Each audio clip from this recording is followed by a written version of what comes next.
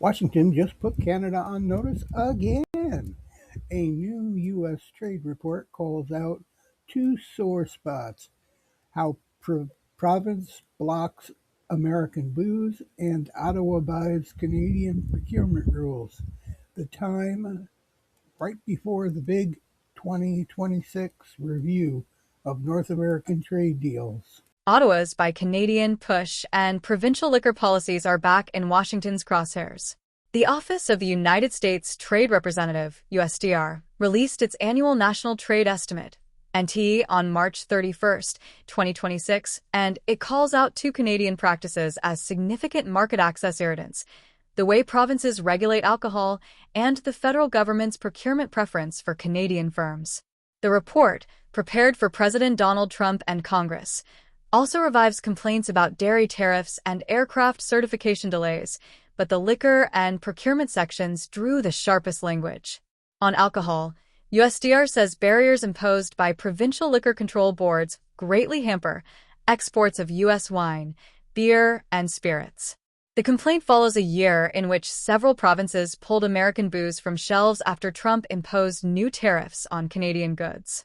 U.S. spirits exports to Canada plunged.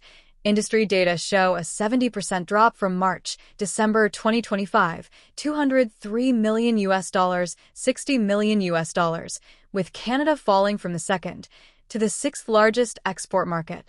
The NT demands that U.S. alcohol be allowed to return immediately and permanently to all Canadian markets, arguing that the bans function as a de facto trade barrier that hurts producers on both sides of the border.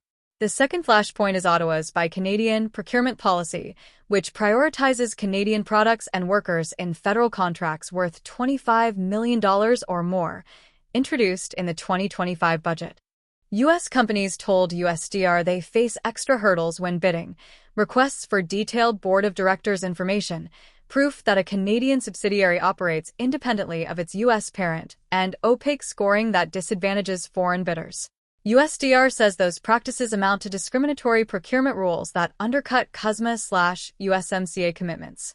The NT also lists familiar grievances: dairy tariffs that hit U.S. shipments above quota, 245% on cheese, 298% on butter, and delays in aircraft validation in Canada.